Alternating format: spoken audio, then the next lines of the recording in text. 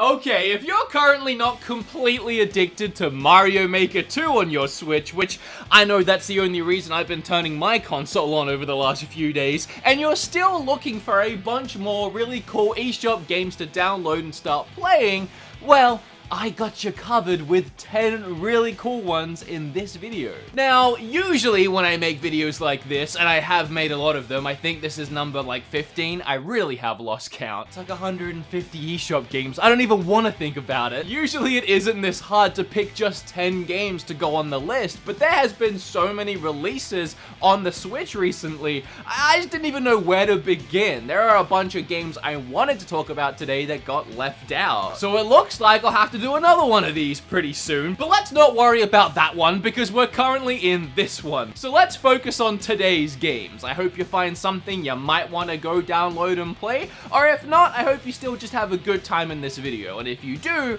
remember to smash that like button here, flip all over the subscribe button, and let's just jump right into talking about some really cool Switch games. First up on the list, and honestly this entire video wouldn't have been possible without Catan.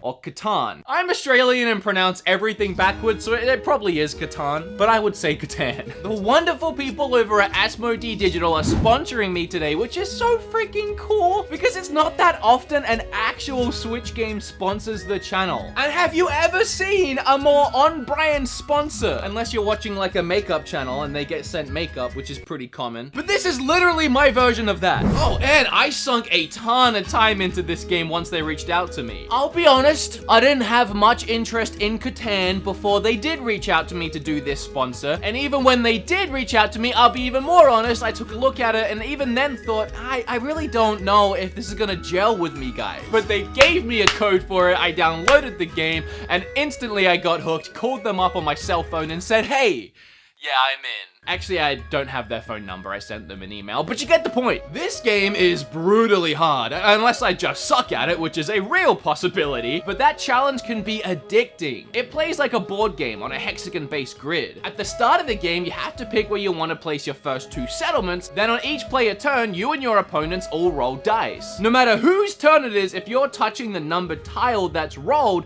you get the resources that match that tile. The aim of the game is to use those resources to build more settlements, cities, roads, boats, you name it. Everything of that nature you build, you earn a point for, and then the first person to reach a certain point goal wins. But the real fun and frustration comes in trading resources. You won't always have exactly what you need, so you'll have to trade with other players. It's always a scary balance between getting the stuff you need and not giving your enemies too much of the stuff they need at the same time. And that mechanic reminds me of Monopoly and what makes that game so fun to play with friends. The rounds of Catan can last over 15 minutes, so losing is always an upset, and yet I consistently found myself loading the match back up and trying again. It's kind of worrying how much time you can sink into the game. Oh, and by the way, this is all things that I wanted to say, my experience with the game that I wrote down in my script and not what I was told to say. But there are a couple things they needed me to mention, so let's do that. This is the ultimate digital version of Catan, integrating modern art, enhanced graphics, and a reinvented UI. It's an easy to learn game, and that's true, even though it's, you know, still hard.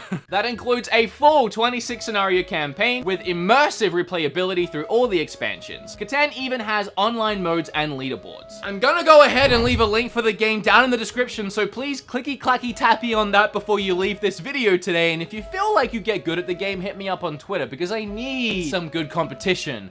Other than the AI, which kick my butt every single time I play. The original Devil May Cry is a game that I have rebought time and time again, and if I wasn't lazy, I could go behind me and find every copy I have, and it's every copy that was ever released. And I'm not sure what even needs to be said about Devil May Cry to convince anyone that it's worth a buy. I love this game, I clearly always have, and I always will. It was the very first hack and slash I ever played, and I would probably say that hack and slashes grew to become my favorite genre of video games, so I guess I owe that to Devil May Cry. It's a big fat 20 bucks on the eShop, which some people pointed out is high, considering there is a HD collection triple pack for just 30 bucks on other systems. Which, yeah, I get, but I mean, selling this game at 10 bucks seems low comparatively to other budget games on the eShop. At least it isn't a whopping $30 like Resident Evil 4 is. But in any case, in Devil May Cry you play as Dante, a half-human, half-demon man who hunts evil demons for a living. This gameplay in the first game is timeless, timeless and will never disappoint. While newer Devil May Cry games have improved on the base formula, they have never strayed too far away from the original because it really is near perfect. The cutscenes are a special kind of crazy, the action is fast-paced, stupid fun, the boss battles are epic, and this is just my kind of game. Alright, I recently reviewed Cadence of Hyrule in my video all about Switch games I can't stop playing, which was true until Mario Maker came out. And then that just changed everything. But regardless of that, Cadence of Hyrule will still end up in my top 5 Switch games of 2019 for sure. So I won't repeat myself. If you want to watch my review of the game, you can go ahead and click here, or there'll be a link down below, or a link at the end of the video. Just don't leave just yet. Finish this one, and then watch that one. And if you've already seen it, just smash that like button, I guess. And, subscribe. The reason why I'm still counting it as one of the games on this video is, again, I like these lists to be like my all-inclusive. I have talked about it and reviewed it on one of my eShop lists. It's kind of like, it's become canon for me, I guess, so I need it to be included, but I've already talked about it. I don't like repeating myself. My Friend Pedro has easily solidified itself as one of my favorite indie games of the year. And since it's a Nintendo Switch exclusive, unless you count PC, which who does, it's also easy to see why this game is a must-buy. In My Friend Pedro, you play as a masked assassin, armed with as many guns as he can carry, the ability to fire those guns while simultaneously hanging upside down, and a severe lack of knowledge on how physics actually work. But physics be damned, this is just straight up fun. It's hard to not have a great time while Max Payne slow-mo mowing down countless enemies, but somehow My Friend Pedro manages to make that concept even more enjoyable. Every level throws something new at you, new mechanics, whether it's a frying pan that you can kick right at an enemy's face and then pump that same frying pan full of bullets, ricocheting off of it and hitting every other enemy in the room, or jumping on a freaking skateboard and rocketing through levels while pumping shotgun rounds. And beyond the senseless violence, there actually is quite a bit of clever platforming and puzzle solving going on throughout the levels, with some of the later areas of the game becoming quite the brain teaser. But again, something this game manages to do so well is just make every single thing feel fresh and enjoyable, and nothing ever feels like a task you have to complete. Rather, it's always something you want to be doing. Brilliant game design. It's a simple concept and they really fleshed it out and absolutely nailed it. Oh, and your friend is literally a banana. So there's that. Shit is bananas, B-A-N-A-N-A-S. During Square Enix's E3 conference, they decided to just drop The Last Remnant on the Switch that night, which came completely out of nowhere for me. It's a JRPG I really liked on my 360, but I never finished. So I immediately, like a week later when I remembered that I forgot to buy it off the eShop, downloaded the game and got to play it. And while I still haven't finished this one yet, I do have some choice thoughts to share about it. Honestly, I don't really care much for the story, but to be fair, I barely ever do in most JRPGs. The gameplay, however, is pretty cool. You don't just control one character, rather you control a bunch of different characters on a battlefield, which makes the battling in this game feel more action-y than most of your standard stand in a line and wait your turn JRPGs. Not that there's anything wrong with that, it's just different. So while you're controlling your army on the battlefield, you also have to take into consideration military tactics when deciding on your next move, and even deal with some light QuickTime eventing. This game isn't without its flaws, and honestly the game does need more color. It looks pretty droll, which was an issue for a lot of games in general on that generation of consoles, but it's a solid RPG that hardcore JRPG fans will have a great time adding to their RPG library. RPG. I've been playing so much Mario Maker recently that my Switch is about to die. Usually I always keep this bad boy juiced up for emergencies, but Mario Maker is always an emergency. I don't think much needs to be said about Collection of Mana on Switch, but you know, your boy had to at least talk about— why did I just call myself your boy? I don't think there's too much that needs to be said about this game. However, I always forget that Final Fantasy Mystic Quest is technically a Mana game, and therefore it's in this pack. Oh, and that the physical version of this is coming in August, so really this game only counts on this list for like another month since it's supposed to be digital only games. Oh, and Secret of Mana is for sure one of the best Super Nintendo games ever made. I mean, Earthbound and Link to the Past being the best of the best, and then games like Secret of Mana and Chrono Trigger being almost as good, but still pretty freaking good, and being able to play it on Switch alongside Trials of Mana, which we never had officially released outside of Japan until now, is really cool.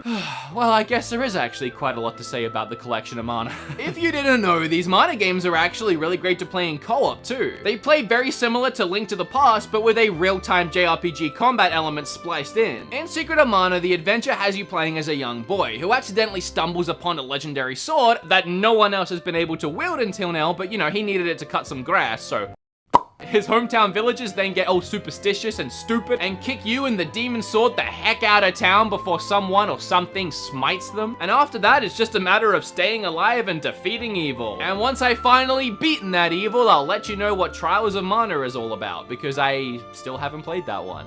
I'm actually waiting for the remake. I first played the game Brothers when Metal Jesus Rocks lent me his PlayStation 4 copy for a couple weeks back when I lived in Seattle. He wouldn't stop raving about it, so I just had to play it. It's made by Hazelight Studios, if you remember this guy from the Game Awards that one year. They seem to have a love for co-op style games, as they went on to make A Way Out, a game that I really enjoyed, and you could only play it with 2 players. Brothers is also co-op. Well, co-op with yourself. You control both Nai and Naya. The left analog stick will move one brother and the right will move the other. The act of controlling both brothers at once is actually really intuitive and fluid. The gameplay will obviously have you using both brothers to solve puzzles and platform throughout the world, while you attempt to find a cure for your sick father. Now, it's not really a visually gorgeous game, but it is a charming, whimsical adventure with a unique gameplay mechanic that will leave a lasting impression on you. I had a lot of fun playing Metal Jesus' copy of the game years ago, and I had a lot of fun replaying it recently. Oh, and you do have the option of playing a proper official co-op for the first time ever in this Switch version. However, I don't really recommend it. Since it was designed for just one player, I would honestly stick with that. Controlling just one of these brothers at a time is exactly half the fun of controlling both of them at once. With a name like Hugh, it's not a surprise that I love the bright use of colors in this game. And ironically, my Switch actually did just die, so it's completely black. Hugh is a linear Metroidvania adventure that reminds me of Limbo, or rather in a way like the opposite of Limbo, as this game is bursting with bright colors and not so creepy moments. Throughout the game, you'll select different colors from your wheel here that will change the background of the level to whatever hue you select. Changing up between colors will reveal secrets, doors, platforms, and more that you couldn't see before. On top of that, it also affects the world around you. Switch to a color of an object that was already there that might erase it from existence, if only momentarily, but it could affect the level by triggering traps or being used to solve puzzles. It's a short game, so I'm gonna keep this short. If you liked games like Limbo or Braid, Hugh might also enjoy this game. Alright, moving on. If my Switch wasn't dead, you would see Skelly Quest right here. And with Skelly Quest being so freaking similar to Enter the Gungeon, a game I love, I'm really not sure how I missed this one on the eShop until now. So you have a couple modes here. One where you have to slash away at rooms of enemies until they die dead. Then you can move on to the next room and do it all over again. Or a mode where you have a little more freedom to roam around the dungeon, killing things as you please. In both modes, you'll find upgrades as you play that level you up in many a different ways, making you a more efficient killing machine. Your main 2 weapons are a Kratos-style axe and a gun that recharges its shots on your axe kills. And I really dig the visual style on this one, even if your main guy kind of looks like a chubby naked mole rat rather than an actual demon skeleton. Now, for everything I've talked about so far, for 10 bucks, I would say maybe that price point is pushing it. Maybe it should be cheaper or wait for a sale, but wait! There's more. There's actually a whole nother mode I didn't talk about, a card game mode. It's completely separate from the main game, although you can earn items for your game on victories, and yeah, this is just a pretty cool little card game that's really fun. For a budget title, there's actually a lot to offer here in Skelly Quest.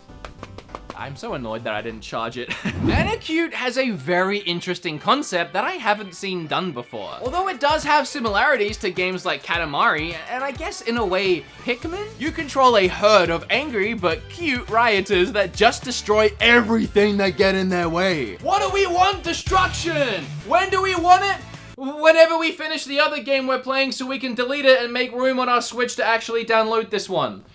But as soon as we've done that destruction! It honestly is a very Nintendo feeling game. I love grouping up a large crowd and just tipping over entire buildings like they're nothing. You can unlock new characters and new abilities. There's actually quite a lot of levels with a ton of variation between them and some really great boss battles. Actually, there was honestly a lot of games I wanted to put in this video, and one of them I really wanted to talk about was Darkwood. But I felt we already had a lot of darker, methodical, violent games, and we could just use something bright, bubbly, and cutesy instead. Although this mob is pretty violent, look at them! If you enjoy either Katamari or Donut County, you might also enjoy Anacute.